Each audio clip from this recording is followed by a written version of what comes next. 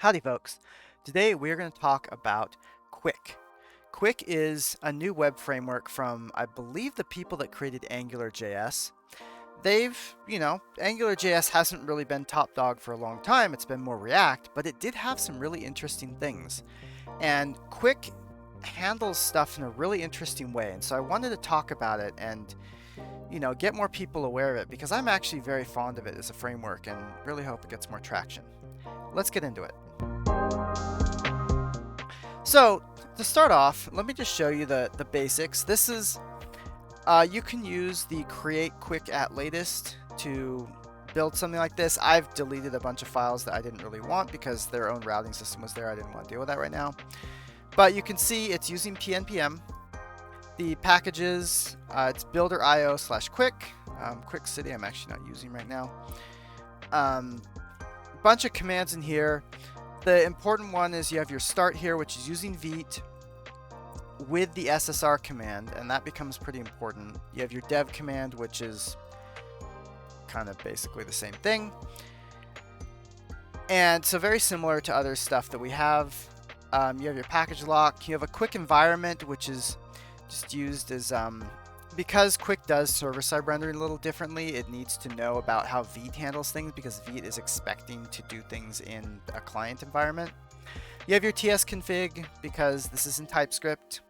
You have your Vite config. You can see this is actually pretty simple. It's just got a special little plugin there for Qwik Vite. The TS config paths is just for the TS config. So all in all, this is not difficult to set up in Vite at all. It just slots right in there, which is, I think, really nice.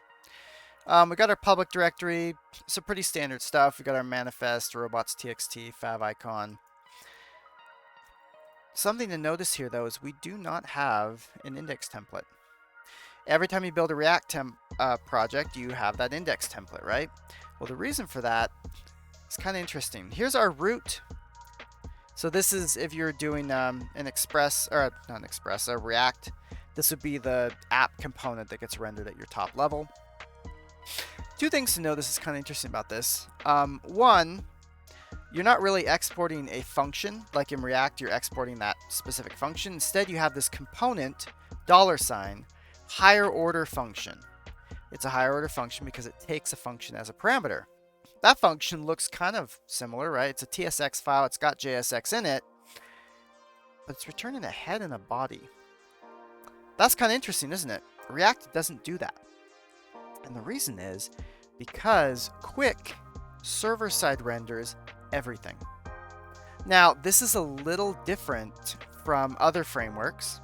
There are some other frameworks that do this as well, but it's different from how React does things. React compiles everything and then renders everything on the front end.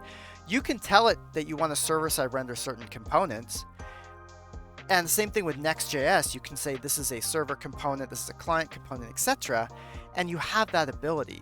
But you have to choose. You have to decide which one is going to be a server and a client component. In Qwik, you don't get to choose. Everything is a server-side component by default. Everything.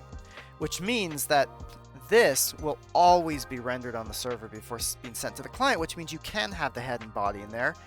This is our template file. So if you have additional CSS or libraries you need to put in here that for some reason you're not using Vite for, you can add them in here. You could add your meta tags, you can add everything.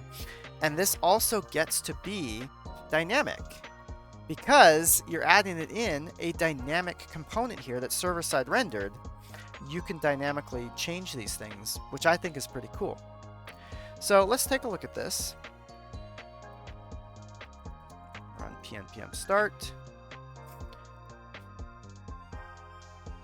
Oh.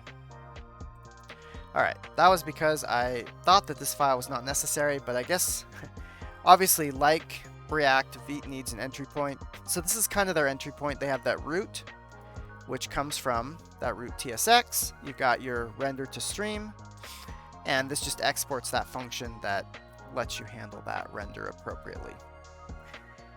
Obviously, you probably don't need to have all of this complicated stuff in here. That's just what the builder gave us. So let's try that. See, I deleted a lot of files, and some of them were important. All right, so let me bring this up. And there you can see title goes here. Let's bring a console. And I want to show you what I mean by the rendering. So if I come in here and I say, we are rendering the component, and I run this, normally, if this was a React component, this would show up and it would render on the client, and you'd see this showing up on the browser console. Notice here, it shows up in the server console. And that's because this code ran once on the server. Important thing about that, this code runs once.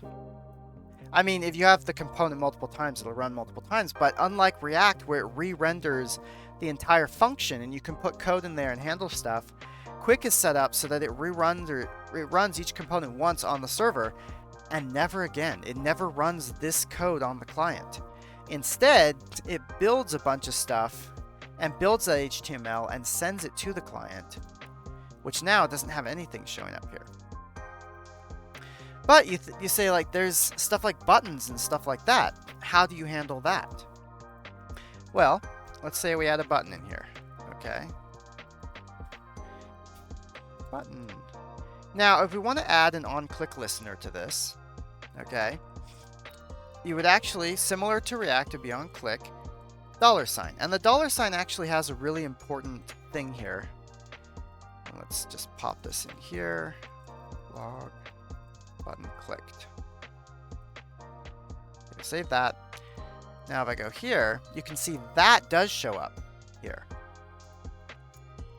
So you can see this happens server side. It runs this whole thing, renders that.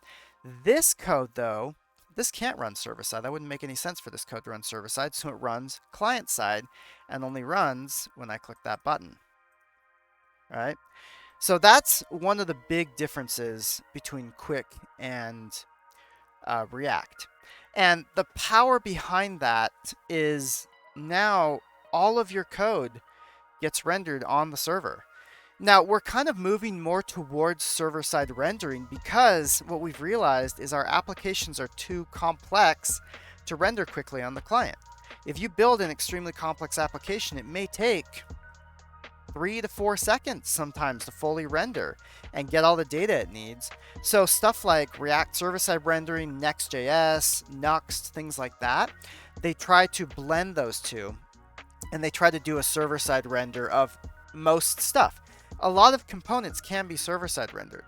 The problem is, if you've ever worked with Next.js, there are certain components that can't be server-side rendered just because of how they're set up. Maybe they need to attach an event listener to the window, for instance, right? Well, and because of that, you have that use effect, and that can't be in a server-side rendered component. In Qwik, it has to be server-side rendered. Everything gets server-side rendered. There are ways to kind of force things to client-side render, but it's only for like the 1 to 2% where it doesn't work that way. Like it really won't work for the server. And there's stuff in this like state management and things like that, all the good things that React has as well.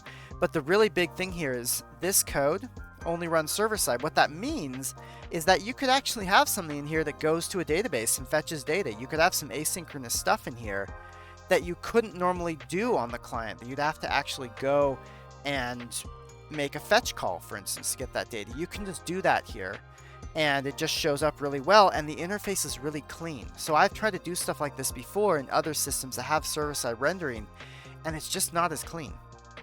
You have to tell, like, oh, here's a data source, or here's a bunch of stuff, because it's running the same code, front end and back end. That same React component that you're running is going to run it server side, and then it's going to run it client side. And that really is the big thing here, is that all this code runs server side. Maybe I'll go into some other videos later on, how to deal with a couple other things, but I really like this framework. I really think that they've done a really, really good job of blending what makes React great, that being that JSX and the really ease of use, the component structure, all that stuff. They've taken that and they've really found a very clever way of dealing with the problem of having such a massive app render on the client. And really, the really not so great things that we've got from server-side rendering frameworks so far. But anyway, I hope this is interesting. If you're interested in Qwik, definitely try it out. Their tutorial's really good. I'll see y'all next time.